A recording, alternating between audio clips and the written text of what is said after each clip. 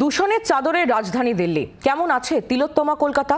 জি 24 ঘন্টার উত্তর, শহরের একাধিক জায়গায় দূষণ মাত্রা 200 পার করে গিয়েছে। কলকাতাতেও থাবা বসাচ্ছে দূষণ। শহরের দূষণের মাত্রা নিয়ে রীতিমতো শঙ্কা বাড়ছে। সকাল থেকেই শহরের বিভিন্ন জায়গায় জি 24 ঘন্টা দূষণের ছবি তুলে ধরছে।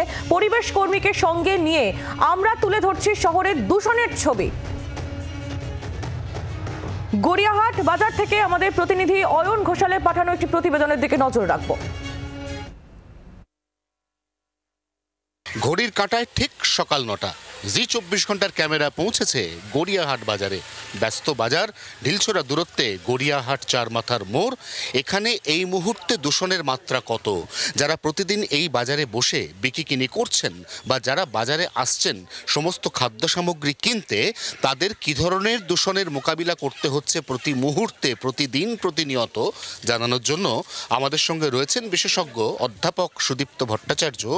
এই মুহূর্তে বাতাসে শ্বাসবাহিত এবং ভাসমান ধূলিকণার যা পরিমাণ, আমরা যদি আবারও আমাদের দর্শকদের বোঝার সুবিধার জন্য প্যাসিভ স্মোকিংয়ের ইন্ডেক্সে চলে যাই, তাহলে বাজারে বসে থাকা একজন বিক্রেতা বা বাজারে আসা একজন ক্রেতা পরোক্ষে কতগুলি ধূমপানের শিকার। এখানেও তুলনামূলকভাবে একই AQI মধ্যম মানের এবং 160 থেকে 164 মাইক্রোগ্রাম পার মিটার কিউব শ্বাসবাহিত ধূলিকণা এবং ভাসমান ধূলিকণার পরিমাণ হচ্ছে 186 মাইক্রোগ্রাম পার মিটার কিউব প্রতি ঘনমিটারে। এখানেও যদি বিশ্লেষণ করে বলা যায় তাহলে সারা দিনে একজন মানুষের 5 থেকে 6টি সিগারেট খাওয়ার সমান। এই যে একটা কনসেন্ট্রেট এলাকা, যেখান থেকে আপনার ধূলিকণা ঢুকছে কিন্তু তারপরে আর চারদিকে ছড়িয়ে যাওয়ার কোনো উপায় নেই, কারণ প্রচুর দোকানপাট। এখানে কিন্তু একইভাবে এই শ্বাসবাহিত ধূলিকণা, ভাসমান ধূলিকণা এবং অন্যান্য বায়ু দূষক একই জায়গায় ঘোরাঘুরি করছে। তার 9টায় যদি এই সূচক থাকে, তাহলে দিনের ব্যস্ত সময় যখন গড়িয়াহাট মোড়, রাসবিহারী অ্যাভিনিউ, রাসবিহারী কানেক্টরে গাড়ি চলাচলের পরিমাণ বা সংখ্যা বেড়ে যাবে, নিঃসন্দেহে এই ইন্ডেক্সটা তো আরও বিপজ্জনক জায়গায় যাবে। অবশ্যই তাই, এবং সেটা শ্বাসবাহিত ধূলিকণা এবং ভাসমান ধূলিকণা যত বাড়বে আমাদের শরীরের হেলথ এফেক্ট তো বাড়বে অবশ্যই। তার সঙ্গে অন্যান্য পলিউট্যান্টও রয়েছে যা AQI ইন্ডেক্সে যাকে ধরা হচ্ছে, তো এটা অবশ্যই বাড়বে এবং তার সঙ্গে সরাসরি ক্ষতি করতে পারে আমাদের লাংস, আমাদের হার্ট এবং আমাদের শ্বাস গ্রহণের যন্ত্রসমূহ। সবচেয়ে বড় ব্যাপার, এখন আমরা যখন এই জায়গা দিয়ে আসছি, কিছুটা চোখ জ্বালা করছে, কিছুটা নাক জ্বালা করছে। এটা কিন্তু একটা এয়ার কোয়ালিটি যে খারাপ হচ্ছে তার একটা প্রাথমিক ধারণা। শীতের আগে সচরাচর এয়ার কোয়ালিটি ইন্ডেক্স কিছুটা খারাপ জায়গায় যায়।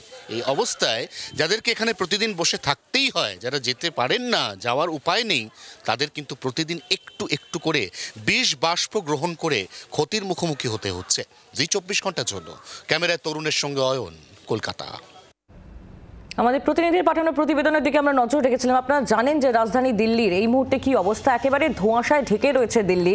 কিন্তু শহর কলকাতা, তার যে দূষণের মাত্রা সেটাও কিন্তু নেহাত কম নয়, রীতিমতো শঙ্কা ধরাচ্ছে। একাধিক জায়গায়, শহরের বিভিন্ন জায়গায় আমরা সকাল থেকে আজ জি 24 ঘন্টা ঘুরে বেরিয়েছে এবং সেখানে আমরা যেটা দেখতে পেলাম যে দূষণ মাত্রা প্রায় 200 পেরিয়ে গিয়েছে বেশ কিছু জায়গায়।